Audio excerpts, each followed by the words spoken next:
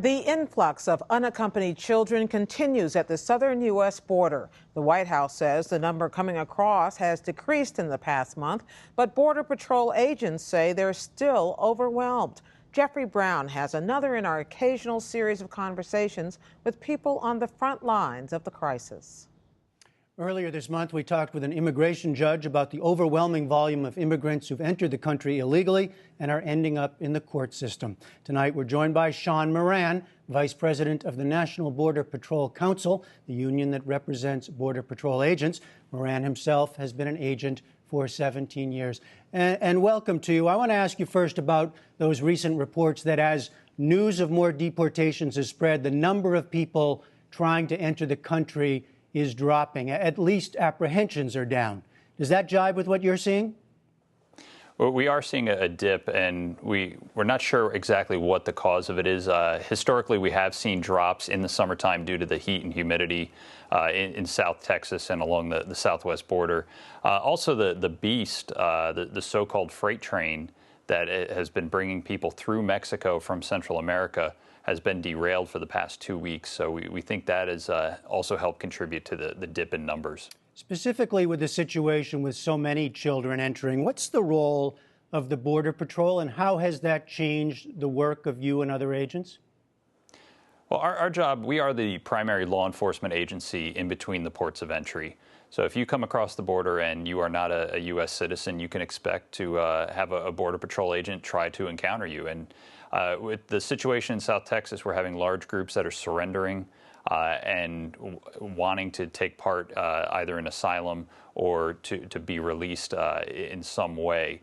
So our agents are being the first ones out there to arrest, and we are in large numbers doing the processing that takes place for the family groups that are then released, and also for the unaccompanied juveniles who are then released to a relative in the U.S. And it looks as though that has led to some frustration at times. There's been at least one case of a tweet sent out by your union, then later recalled, that suggested that you were being asked to do some things that you're not used to doing. That's true. Border Patrol agents, we'll do whatever we have to do to get the job done. But our concern is the fact that we have so many of our agents doing processing and other related duties such as babysitting, making food, doing medical care, that we don't have our agents out on the border doing their primary job, which is trying to secure the southwest border and make sure that people aren't coming across. So it definitely has had an impact on our operations.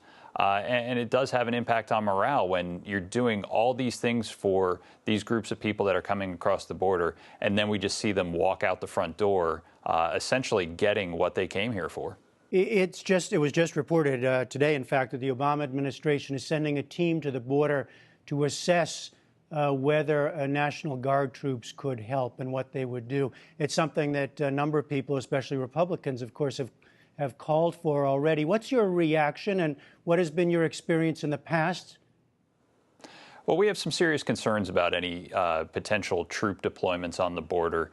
The number one thing that we saw during Operation Jumpstart when President Bush sent the National Guard down was that the talk was that these people were going to be working on the border to free up Border Patrol agents. They were unarmed. They were not allowed to have any illegal alien contact. So essentially what happened is you would have a Border Patrol agent working one of our mobile cameras.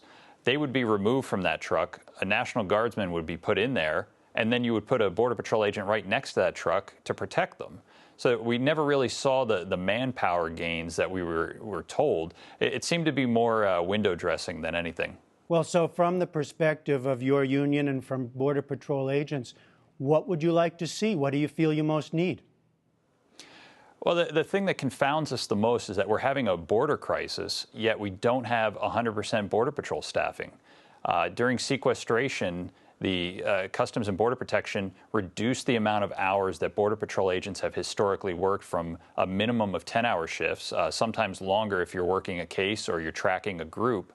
And they have reduced it. In some cases, our canine agents are working 8 hours and being sent home. They are some of our most effective units out there. And that's leaving huge gaps in coverage, because if you can't work the full 10 hours and you don't have the overlap of shifts, This isn't like a police precinct where within a couple minutes you can be at your post.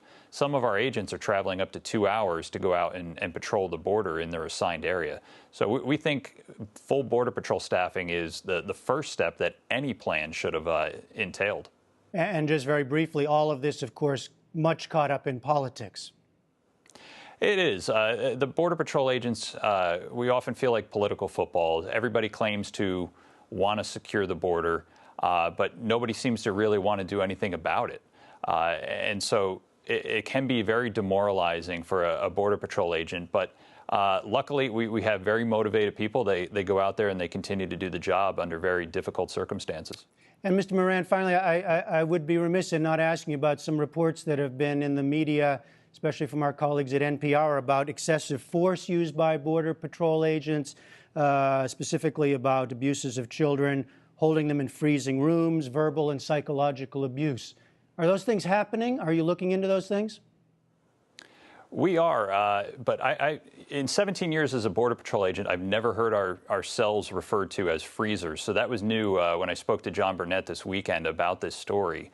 I believe as a Border Patrol agent, when you encounter a child, there's nothing that pulls at your heartstrings more. Border Patrol agents know better than anyone else how dangerous the border is. And to see a child coming across there, especially by themselves, definitely, as I said, pulls at the heartstrings and brings out the compassion.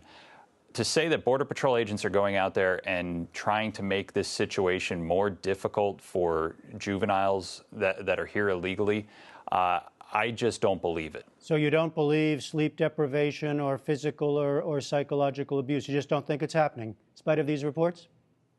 I don't think it's purposely happening, but somebody going into a cell, if they're the oncoming desk officer and they're in charge of knowing exactly how many people they have in custody, that could easily be misconstrued as sleep deprivation. You have to wake people up. You have to have them lift up the blankets if they have their kids under there so that you know exactly how many people you have in custody and that you know that the security of everyone in your custody is at 100% and that nobody is being endangered by fellow detainees. And are these things being investigated as far as you know?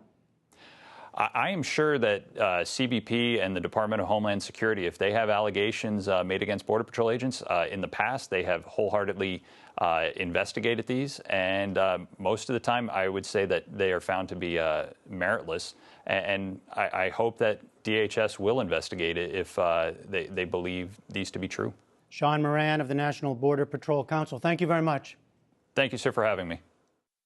The influx of unaccompanied children continues at the southern U.S. border. The White House says the number coming across has decreased in the past month, but Border Patrol agents say they're still overwhelmed.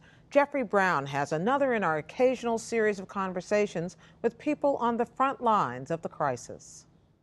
Earlier this month, we talked with an immigration judge about the overwhelming volume of immigrants who've entered the country illegally and are ending up in the court system. Tonight, we're joined by Sean Moran, Vice President of the National Border Patrol Council, the union that represents Border Patrol agents. Moran himself has been an agent for 17 years. And welcome to you. I want to ask you first about those recent reports that as news of more deportations has spread, the number of people trying to enter the country is dropping. At least apprehensions are down. Does that jibe with what you're seeing? Well, we are seeing a dip, and we're not sure exactly what the cause of it is.